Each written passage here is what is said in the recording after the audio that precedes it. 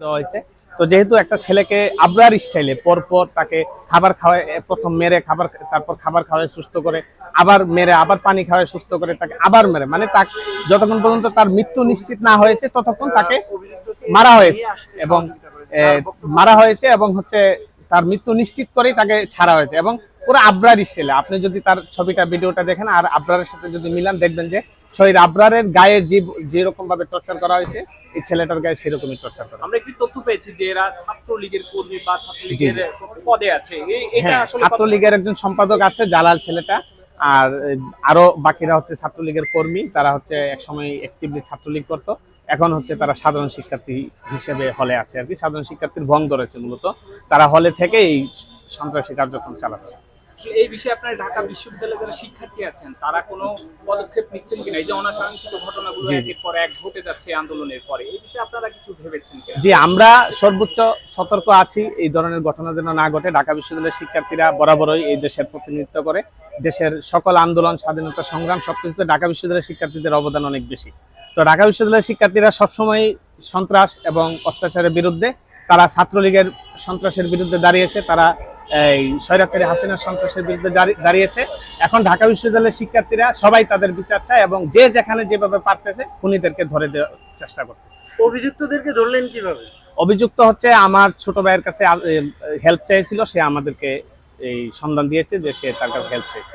তো সে তার বিবেকের তাড়নায় আমাদেরকে সে জানাইছে এবং আমরা তাকে নিজে আত্মসমর্পণ করছে। সে নিজে আত্মসমর্পণ করে নাই, সে তাকে পালাইতে হেল্প করার জন্য সে ওখানে গিয়েছিল। অনেকেই বলছে যে যাদেরকে আপনারা ধরছেন জি, তাদেরকে পুলিশ দিয়ে ধরানো উচিত। আপনারা ধরলে আপনারা যদি তাদেরকে আবার সেই স্টাইলে পিটান বা তাদেরকে যদি মৃত্যু করলে তারাও ঢলে পড়ে আপনাদের পিটানি খেয়ে, এটা আসলে না আমরা অবশ্যই, দেশের প্রশাসন আছে, বিশ্ববিদ্যালয়ের প্রক্টোরিয়াল টিম আছে, প্রশাসন আছে। আমরা তাকে ধরার আগে বিশ্ববিদ্যালয় প্রশাসনকে জানিয়েছি যে স্যার আমরা এই একটা ছেলের ইনফরমেশন আছে, আমরা ওখানে নিয়ে আসতেছি। স্যার বলছে যে তোমরা তাকে শাহবাগ থানায় নিয়ে যাও এবং আমরা হচ্ছে তার গায়ে একটা আচরণ দেইনি। আমরা তাকে অত্যন্ত সুন্দর, আমরা তুই করে কোনো সম্বোধন করি নাই, আমরা তাকে আপনি করে সুন্দর করে আমরা নিয়ে আসছি। আমাদের অনেকেই দেখছেন, আমরা তাদের গায়ে কোনো হাত দিইনি। ঠিক আছে, কালকে যখন এই অনাকাঙ্ক্ষিত ঘটনা ঘটছিল সেখানে কিন্তু প্রক্টোরিয়াল বডি বা প্রশাসনের লোকজন, হল প্রশাসন কিন্তু ছিল, তারা কিন্তু সেখানে কোনো বাধা প্রদান করেনি। এটা কেন করেনি? আমরা শুনেছি যে প্রশাসন বাধা প্রদান করতে গিয়েও পারেননি এবং এখানে প্রশাসনের একটা নীরব ভূমিকা ছিল। হয়তোবা হত্যাকাণ্ডের পিছনে তাদের কোনো ইন্ধন ছিল না, কিন্তু তারা হয়তো ভাবতে পারেনি যে এরকম একটা হত্যাকাণ্ড ঘটে যাবে। বাধা প্রদান করে পারেনি, এটা কি তাদের ব্যর্থতা না? অবশ্যই ব্যর্থতা। বিশ্ববিদ্যালয়ের প্রশাসন এখন কোনো ক্ষেত্রেই সফলতা দেখাইতে পারেনি এই পর্যন্ত। বিশ্ববিদ্যালয় প্রশাসন সব ক্ষেত্রে ব্যর্থতার পরিচয় দিচ্ছে। বিশ্ববিদ্যালয়ে যে আপনার বিশৃঙ্খলা হচ্ছে, বিশ্ববিদ্যালয়ে কোনো নিয়ম কানুন হচ্ছে না, এটা বিশ্ববিদ্যালয় প্রশাসনের জন্য দায়ী।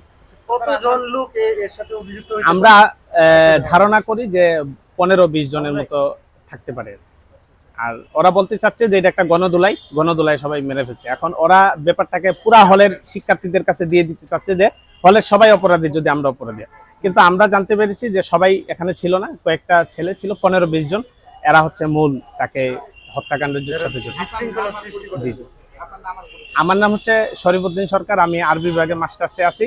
আমি ঢাকা বিশ্ববিদ্যালয় শেখ মুজিবুর রহমান হল ছাত্র দলের জয়েন্ট সেক্রেটারি। এখন কতজন এখানে থানায়? 3 জন।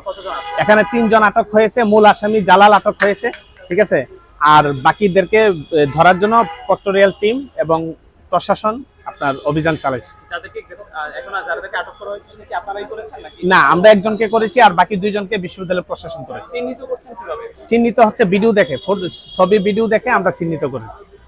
ঠিক আছে, তাদের পরিচয় হচ্ছে একজন হচ্ছে জালাল FH হল, আরেকজন হচ্ছে সুমন, আর আরেকজন হচ্ছে সাকিন মুত্তাকিন। আমরা শুনেছি যে এখানকার মধ্যে, অর্থাৎ যারা এইখানে অভিযুক্ত ছিলেন এই হত্যায়, তাদের মধ্যে একজন সাবেক ছাত্রলীগের নেতা ছিলেন। জি জি, জালাল ছেলেটা সাবেক ছাত্রলীগের নেতা ছিল এবং সে হচ্ছে মূল হত্যাকাণ্ডের উস্কানিদাতা। তাকেই কি আপনারা নিয়ে এসেছেন? না, আমরা নিয়ে আসছি সাকিন মুত্তাকিন নামের একটা ছেলেকে, আর জালালকে বিশ্ববিদ্যালয় প্রশাসন ধরেছে। এটাকে কোথা থেকে আটক করা হয়েছে আপনি কতটুকু জানেন? জালাল এবং সুমনকে হল থেকে আটক করা হয়েছে, আর সাকিন মুত্তাকিন ছেলেটা হল থেকে পালিয়ে গিয়েছিল, গিয়ে হচ্ছে আমার ছোট ভাইয়ের কাছে আশ্রয় নিয়েছিল। সেই ছোট ভাই আমাদেরকে ইনফরমেশন দেওয়াতে আমরা ওরে বুয়েট শহীদ মিনারে নিয়ে আসি, ওখান থেকে আমরা। হলের মধ্যে যে ছিল তারা এরকম একটা ঘটনার পরেও তাদের মধ্যে কোনো ভয় কাজ করছে না?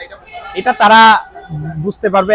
আরেকটা ব্যাপার আছে যে হয়তো বা তাদেরকে হল থেকে বের হতে দেওয়া হয়নি, ওভাবে তাদেরকে শেল্টার করে রাখা হয়েছে। সহকারী প্রক্টর স্যারের সাথে আমার কথা হয়েছে, ডক্টর রফিক স্যার বলছেন যে তাদেরকে ধরার জন্য সর্বাত্মক অভিযান চলতেছে, হলে অভিযান চলতেছে। Thank you.